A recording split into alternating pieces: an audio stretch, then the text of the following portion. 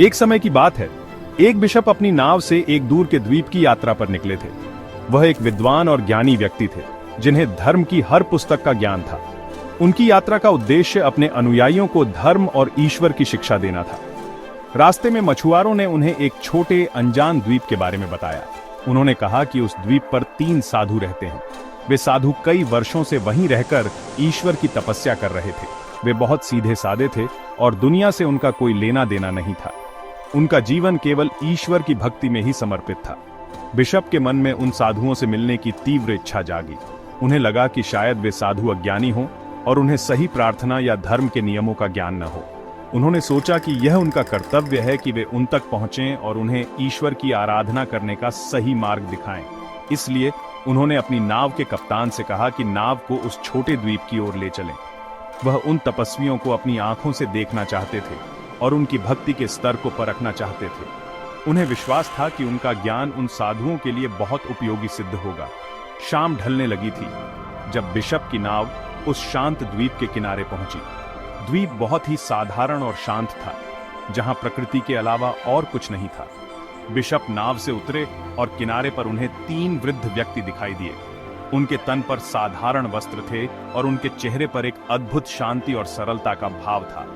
वे तीनों एक दूसरे का हाथ पकड़े खड़े थे, जैसे वे बिशप का ही इंतजार कर रहे हों।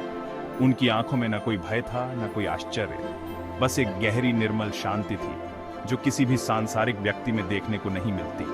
बिशप उनके पास पहुंचे और स्नेह से उनका अभिवादन किया। उन्होंने पूछा, हे ईश्वर के सेवकों, आप यहाँ ईश्वर की सेवा में अपना जीवन कैसे व्यतीत करते हैं? उन तीनों साधुओं ने मुस्कुराकर एक दूसरे की ओर देखा। उनमें से सबसे वृद्ध साधु ने बहुत ही विनम्रता से उत्तर दिया, हम ईश्वर की सेवा कैसे करते हैं यह तो हम नहीं जानते महात्मन। हम तो बस ईश्वर से प्रार्थना करते हैं। उनकी आवाज में इतनी सरलता और सच्चाई थी कि बिशप कुछ क्षणों के लिए मौन हो गए। उन्हें यह देखकर आश्चर्य हुआ कि इन साधुओं में ज्ञान का कोई अहंकार नहीं था। बिशप ने उन साधुओं से और अधिक जानने की इच्छा से पूछा, तो आप ईश्वर से किस प्रकार प्रार्थना करते हैं? मुझे भी अपनी प्रार्थना सुनाइए। यह सुनकर तीनों साधु थोड़े सकुचा गए। उन्हें लगा कि शायद उनकी प्रार्थना उतनी अच्छी नहीं है जितनी होनी चाहिए। एक साधु ने धीरे से कहा, हमारी प्रार्थना बहुत ही सीधी है। हम बस इतना कहते हैं, हे ईश्वर, आप 3 हैं, हम भी 3 हैं, हम पर दया करें। यह सुनकर बिशप हैरान रह गए। उन्हें लगा कि यह कोई प्रार्थना नहीं बल्कि कुछ अधूरे शब्द हैं। उन्हें उन साधुओं पर दया आई।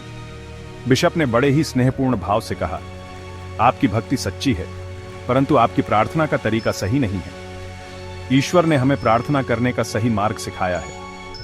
मैं एक ज्ञानी बिशप हूं और मेरा कर्तव्य है कि मैं आपको सही प्रार्थना सिखाऊं। यदि आप सीखना चाहें तो मैं आपको वह प्रार्थना सिखा सकता हूं जो शास्त्रों में लिखी है और जिसे हर भक्त को जानना चाहिए। तीनों साधु यह सुनकर बहुत प्रसन्न हुए। उन्होंने हाथ जोड़कर कहा, हे महात्मन, हमें अवश्य सिखाइए। हम अज्ञानी हैं, हमें सही मार्ग दिखाइए, हम आपके आभारी रहेंगे। इसके बाद बिशप ने उन्हें ईश्वर की सच्ची प्रार्थना सिखानी शुरू की। वह प्रार्थना लंबी और जटिल थी, जिसमें ईश्वर के अनेक गुणों का वर्णन था। बिशप एक एक शब्द बहुत ध्यान से बोलते और साधुओं से उसे दोहराने के लिए कहते। तीनों साधु बच्चों की तरह ध्यान से सुन रहे थे। वे पूरी लगन से उन शब्दों को याद करने की कोशिश कर रहे थे, लेकिन उनके लिए वे कठिन शब्द याद रखना मुश्किल हो रहा था। वे बार बार भूल जाते और फिर से बिशप से पूछते। बिशप धैर्यपूर्वक उन्हें बार बार सिखाते रहे, क्योंकि उन्हें विश्वास था कि वे अच्छा काम कर रहे हैं। घंटों की मेहनत के बाद आखिरकार तीनों साधुओं ने वह प्रार्थना याद कर ली।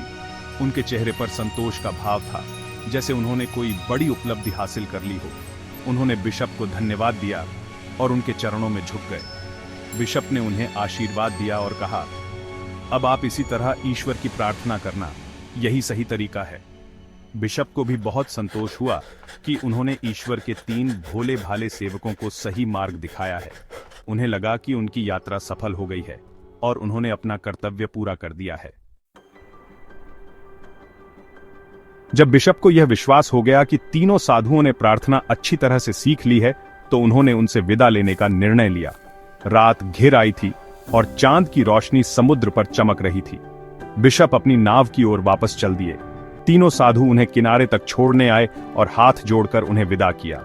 बिशप नाव पर सवार हुए और नाव वापस अपने रास्ते पर चल पड़ी।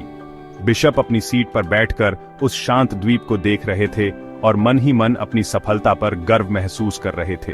उन्हें लग रहा था कि आज उन्होंने ईश्वर का एक महत्वपूर्ण कार्य पूरा किया है। नाव कुछ दूर ही गई थी कि बिशप ने मुड़कर उस द्वीप की ओर देखा। चांदनी रात में द्वीप धीरे धीरे छोटा होता जा रहा था। वह साधुओं के बारे में सोच रहे थे कि वे कितने सरल और पवित्र हृदय के हैं। उन्हें उम्मीद थी कि वे साधु उनकी सिखाई हुई प्रार्थना को भूलेंगे नहीं और हर दिन उसी का जाप करेंगे। वह इस विचार में खोए हुए थे कि तभी उन्होंने समुद्र में एक अजीब सी चमक देखी। ऐसा लग रहा था जैसे कोई चमकीली चीज उनकी नाव की ओर तेजी से बढ़ रही हो। पहले तो उन्हें लगा कि यह उनकी आंखों का धोखा है, पर वह चमक लगातार बढ़ती जा रही थी। नाव के मल्लाह भी उस चमक को देखकर हैरान हो गए। जब वह चमक और पास आई तो सभी के आश्चर्य का ठिकाना न रहा। वे तीनों साधु थे। वे समुद्र के पानी पर ऐसे दौड़ रहे थे जैसे वह कोई ठोस जमीन हो। उनके पैर पानी में डूब नहीं रहे थे और वे हाथ हिलाकर नाव को रुकने का इशारा कर रहे थे। बिशप अपनी आंखों पर विश्वास नहीं कर पा रहे थे। यह एक चमत्कार था, ऐसा चमत्कार जो उन्होंने अपने जीवन में कभी नहीं देखा था। उनका सारा ज्ञान, उनके सारे शास्त्र इस दृश्य के सामने छोटे पड़ गए थे। नाव के कप्तान ने घबराकर नाव रोक दी।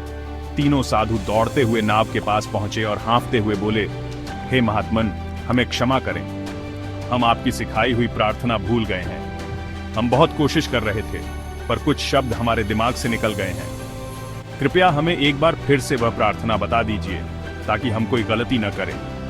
उनकी आवाज में वही सरलता और मासूमियत थी, लेकिन इस बार बिशप की आंखों में उनके लिए सम्मान और श्रद्धा का भाव था। वह समझ गए थे कि वे कितने बड़े ज्ञानी हैं। बिशप उस अद्भुत दृश्य को देखकर स्तब्ध रह गए। उनका सारा अहंकार और ज्ञान का अभिमान एक पल में चूर चूर हो गया। वह समझ गए कि जिन साधुओं को वह अज्ञानी समझकर सिखाने आए थे, वे वास्तव में ईश्वर के बहुत करीब हैं। उनकी भक्ति इतनी शक्तिशाली थी कि प्रकृति के नियम भी उनके सामने झुक गए थे। बिशप अपनी जगह से उठे, उन तीनों साधुओं के सामने झुके और हाथ जोड़कर बोले, हे पवित्र आत्माओं, आपको मेरी सिखाई हुई प्रार्थना की कोई आवश्यकता नहीं है। आपकी अपनी प्रार्थना ही ईश्वर तक पहुंचती है। उन्होंने आगे कहा, आप जैसे प्रार्थना करते आए हैं वैसे ही करते रहिए। आपकी प्रार्थना सरल हो सकती है, पर वह सीधे आपके हृदय से निकलती है। ईश्वर शब्दों को नहीं, बल्कि हृदय की पवित्रता और प्रेम को देखता है। मैं तो केवल एक साधारण इंसान हूं जो किताबों का ज्ञान रखता है, लेकिन आप तो स्वयं ईश्वर के प्रिय हैं। आपकी भक्ति ने ही आपको यह शक्ति दी है। आप मेरे लिए प्रार्थना कीजिए ताकि मुझ जैसा अज्ञानी भी सच्ची भक्ति का मार्ग समझ सके। ये कहते हुए बिशप की आंखों में पश्चाताप के आंसू थे। तीनों साधु बिशप की बात सुनकर मुस्कुराए। वे समझ गए कि बिशप को सच्ची भक्ति का रहस्य पता चल गया है। उन्होंने बिशप को प्रणाम किया और जैसे आए थे वैसे ही पानी पर चलते हुए अपने द्वीप की ओर लौट गए। बिशप उन्हें तब तक देखते रहे जब तक वे चांद की रोशनी में ओझल नहीं हो गए। उस दिन बिशप ने जीवन का सबसे बड़ा पाठ सीखा था।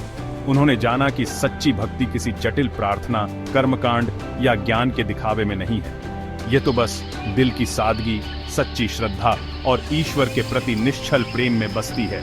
ये कहानी हमें यही सिखाती है कि ईश्वर को पाने के लिए बड़े बड़े ग्रंथों या कठिन शब्दों की जरूरत नहीं होती। ईश्वर तो बस एक बच्चे जैसी मासूमियत और सच्चे दिल की पुकार सुनता है। जब हमारा हृदय प्रेम और सरलता से भरा होता है तो हमारी हर सांस एक प्रार्थना बन जाती है। सच्ची धार्मिकता बाहरी दिखावे में नहीं, बल्कि आंतरिक पवित्रता और सभी के प्रति प्रेम के भाव में निहित है। हमें साधुओं की तरह सरल और सच्चा बनकर ईश्वर से जुड़ना चाहिए, क्योंकि वही भक्ति का सबसे सीधा और सुंदर मार्ग है।